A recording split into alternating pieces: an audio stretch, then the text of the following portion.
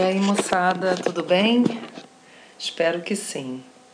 Bom, essa aula, ela dá uma continuação à aula anterior, que foi de excitação rítmica. Nessa aula, gente, a gente vai falar de dois métodos que analisam a atividade cardíaca. Um mede a eletricidade produzida no coração, que a gente viu, né? Que é produzida lá pelas células marca-passo, e essa eletricidade se propaga para os cardiomiócitos.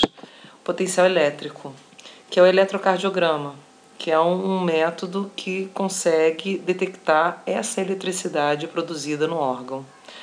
E o outro aspecto dessa aula é avaliar a atividade cardíaca, a função cardíaca, através da percepção do som que o coração produz. Então a gente sabe que o coração produz dois sons, né? Que é o que a gente chama de tuntá, tuntá, tuntá. E aí quando a gente cola o ouvido no peito de alguém, a gente consegue ouvir esses sons. Então é uma outra forma de verificar a função do coração, se o coração está funcionando, é avaliando esses sons. E a gente chama isso de fonocardiograma. Tá? A gente faz essa análise através de um método que a gente chama de ausculta cardíaca. Então a gente vai falar desses dois métodos. Bom, então vamos começar falando do eletrocardiograma. Bom, então a gente consegue observar nessa imagem, gente, que quando a gente tem a eletricidade passando pelo órgão, né, como está aparecendo aqui, a gente verifica, né, que parecem esses raios aí, a gente vê que quando ela passa, a gente tem o aspecto mecânico acontecendo, quer dizer, o movimento.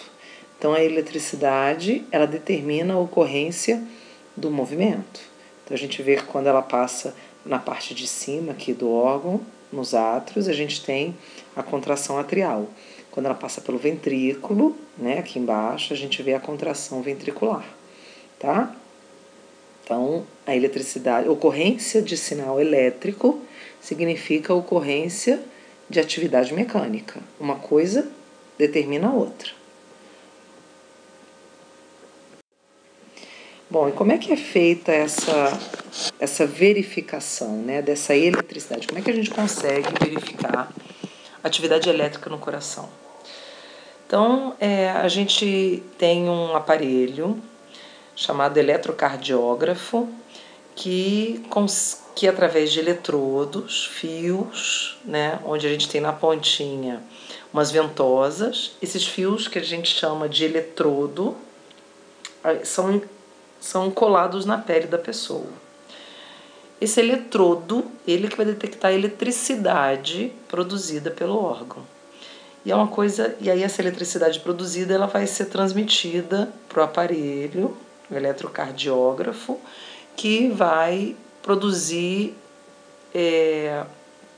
um traçado a partir dessa eletricidade, que é impresso numa folha, tá? Então a eletricidade, ela vai ser percebida pelo eletrodo que está no paciente, ela vai ser transmitida através de fios para um aparelho que vai produzir aqui uma série de traçados de ondas, e isso é impresso num papel que vai ser avaliado pelo cardiologista, né? É o seguinte, gente, eu sempre chamo atenção para o seguinte aspecto. Eu acho assim uma coisa incrível, mágica.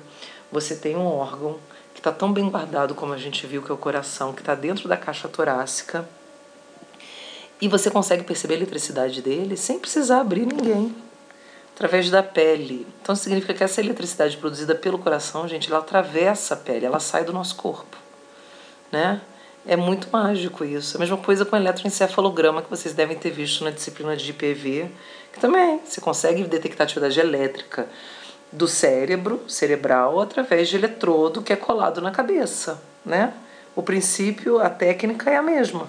Só que lá é o eletroencefalograma, você vai detectar a atividade elétrica do encéfalo. Aqui a gente vai ter o eletrocardiograma, então vai detectar a atividade elétrica do coração. E aí existem várias maneiras de posicionar esses eletrodos, mas basicamente normalmente se posiciona nos 2 braços, no tórax e nas pernas, tá? Para detectar, ter uma detecção ampla, né, dessa eletricidade no órgão. Bom, pessoal, aqui nessa imagem, né, que é uma GIF, a gente consegue ver esse traçado que o eletrocardiógrafo registra, tá? Então a gente vê que agora tá uma linha contínua, né? Em parada cardíaca você vê essa linha contínua, que na verdade representa a ausência de atividade elétrica, e na presença de atividade elétrica a gente vê esses traçados aparecendo. Cada onda dessa, ela representa uma atividade elétrica num determinado ponto do coração, que é o que a gente vai ver agora. A gente vai aprender a interpretar essas ondas, né? Entender o que elas significam, tá? Então vamos ver como é que é isso. Opa, ó. A onda P, como eu falei para vocês, né? A primeira, ela representa a despolarização atrial. Portanto, quando o músculo despolariza, ele contrai. Então, quando acontece a onda P, no final dela, a gente tem a contração do átrio. Então, gente, a onda P, ela representa a sístole atrial, tá? Quer dizer, contração do átrio. Quando termina a onda P, o átrio contrai. A gente chama de sístole atrial.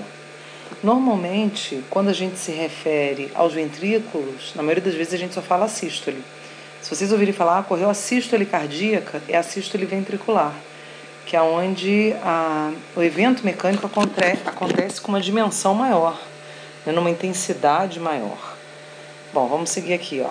O complexo QRS, que é o traçado de maior amplitude do elétron, ele representa, como eu falei para vocês, a despolarização ventricular. Portanto, a sístole ventricular. No final aqui do complexo, no ponto S, a gente tem o ventrículo todo em estado de contração. E por último, a onda T. Então, depois do ventrículo despolarizar, ele repolariza. E isso é representado pela onda T. E a repolarização, ela conduz o músculo a um estado de relaxamento, quer dizer, diástole, tá? Então, a gente vai ter na repolarização a diástole ventricular, o relaxamento. Quando a gente tem alterações nesse traçado, significa alterações nesses eventos elétricos e, consequentemente, alteração no evento mecânico que esse evento elétrico determina. Então, se a gente tem alteração na onda P, isso pode sinalizar problemas com a sístole atrial. Se a gente tem redução do complexo QRS, por exemplo, isso pode representar uma redução da despolarização do ventrículo e, portanto, da contração do ventrículo. A gente vai ter menos sangue sendo bombeado, já que no momento da contração é quando a gente vai ter a saída do sangue da câmara ventricular.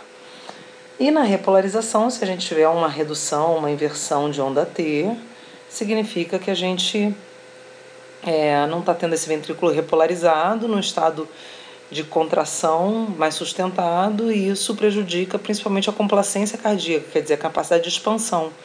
O coração ele só expande, ele só cresce de volume, né? Ele só aumenta quando ele está relaxado, porque daí a gente vai ter aqueles miofilamentos se esticando, o sarcômero se esticando, e isso possibilita o enchimento da câmara cardíaca. Então, durante a sístole, gente, a gente tem o esvaziamento do ventrículo, né? Quando o ventrículo contrai, ele esvazia. O sangue sai da câmara ventricular e vai para as artérias. Quando o ventrículo relaxa, a gente tem o enchimento.